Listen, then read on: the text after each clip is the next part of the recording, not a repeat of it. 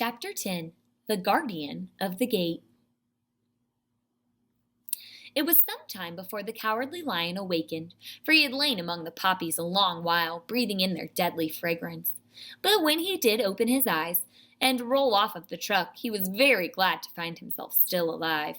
"I ran as fast as I could," he said, sitting down and yawning, "but the flowers were too strong for me. How did you get me out?" Then they told him of the field mice and how they had generously saved him from death. And the Cowardly Lion laughed and said, "I have always thought myself very big and terrible, yet such small things as flowers came near to killing me. And such small animals as mice have saved my life. How strange it all is! But, comrades, what shall we do now? We must journey on until we find the road of yellow brick again," said Dorothy, "and then we can keep on to Emerald City." So the lion, being fully refreshed and feeling quite himself again, they all started upon the journey, greatly enjoying the walk through the soft, fresh grass. And it was not long before they reached the road of yellow brick and turned again toward the Emerald City where the great Oz dwelled. The road was smooth and well paved now, and the country about was beautiful, so that the travelers rejoiced in leaving the forest far behind, and with it the many dangers they had met in the gloomy shades. Once more they could see fences built beside the road, but these were painted green, and when they came to a small house, in which a farmer evidently lived, that also was painted green. They passed by several of these houses during the afternoon, and sometimes people came to the doors and looked at them as if they'd like to ask them questions, but no one came near them nor spoke to them, because of the great lion, of which they were much afraid. The people were all dressed in clothing of a lovely emerald green color, and wore peaked hats like those of the Munchkins. "This must be the land of Oz," said Dorothy, "and we are surely getting near Emerald City." "Yes," answered the Scarecrow, "everything is green here, while in the country of the Munchkins blue was the favorite color. But the people do not seem to be as friendly as the Munchkins, and I'm afraid we shall be unable to find a place to pass the night."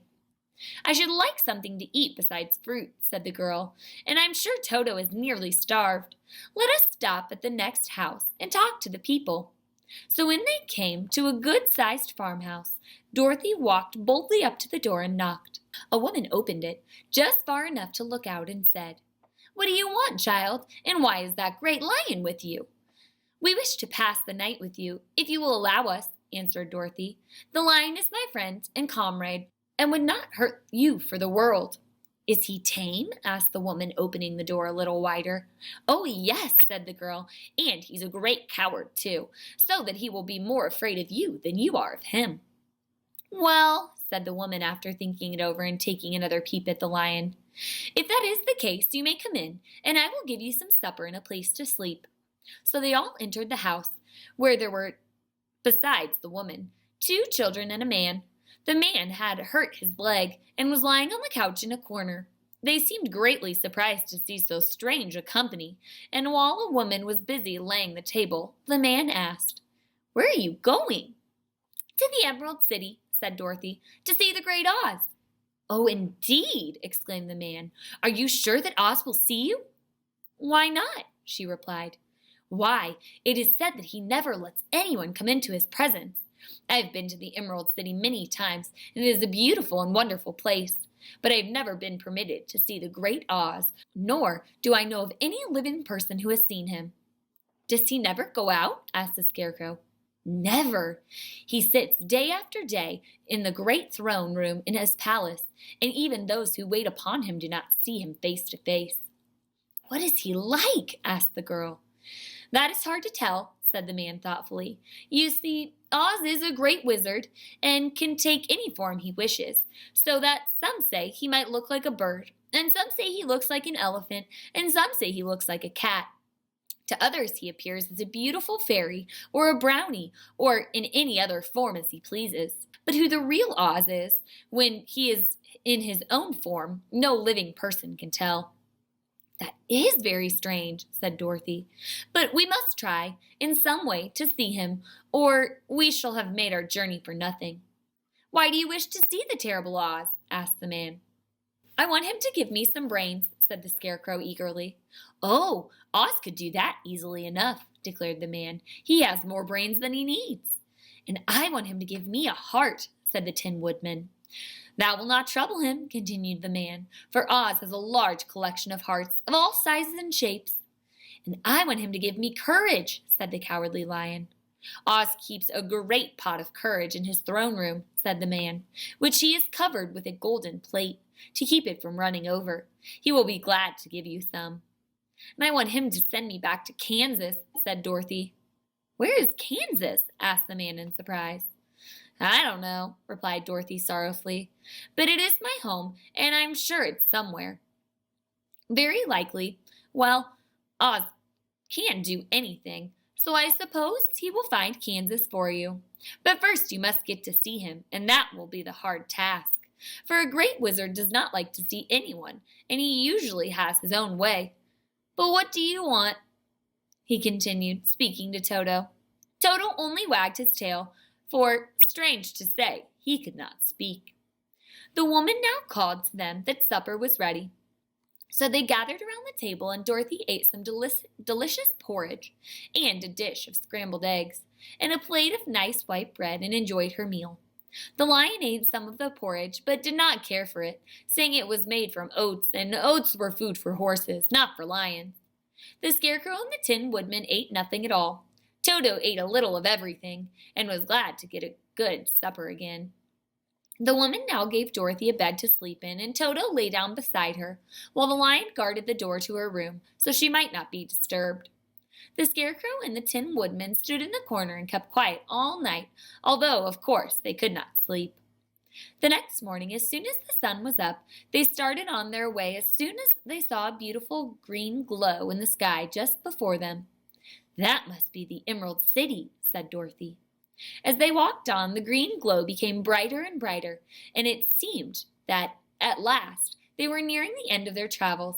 Yet, it was afternoon before they came to the great wall that surrounded the city. It was high and thick, and of a bright green color. In front of them, and at the end of the road of yellow brick, was a big gate, all studded with emeralds that glittered so in the sun that even the painted eyes of the Scarecrow were dazzled by their brilliancy. There was a bell beside the gate, and Dorothy pushed the button and heard a silvery tinkling sound within.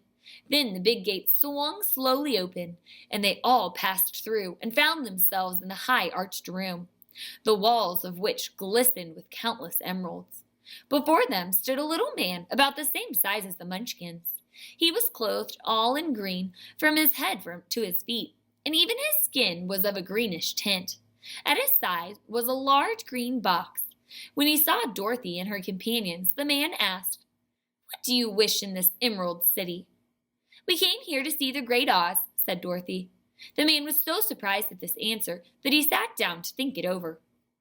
"It has been many years since anyone has asked me to see Oz," he said, shaking his head in perplexity. "He is powerful and terrible, and if you come on an idle or foolish errand to bother the wise reflections of the Grand Wizard, he might be angry and destroy you all in an instant." I think that's a picture from Chapter 9, the Kalidas. "But it is not a foolish errand, nor an idle one," replied the Scarecrow. "It is important, and we have been told that Oz is a good wizard." "So he is," said the Green Man, "and he rules the Emerald City wisely and well. But to those who are not honest or who approach him from curiosity, he is most terrible, and few have ever dared to ask to see his face. I am the guardian of the gates, and since you demand to see the Great Oz, I must take you to his place.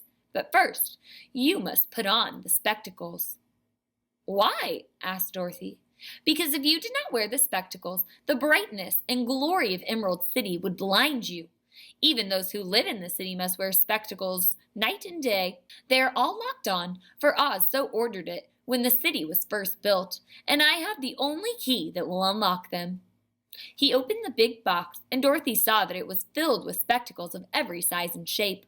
All of them had green glasses in them. The guardian of the gates found a pair that would just fit Dorothy and put them over her eyes.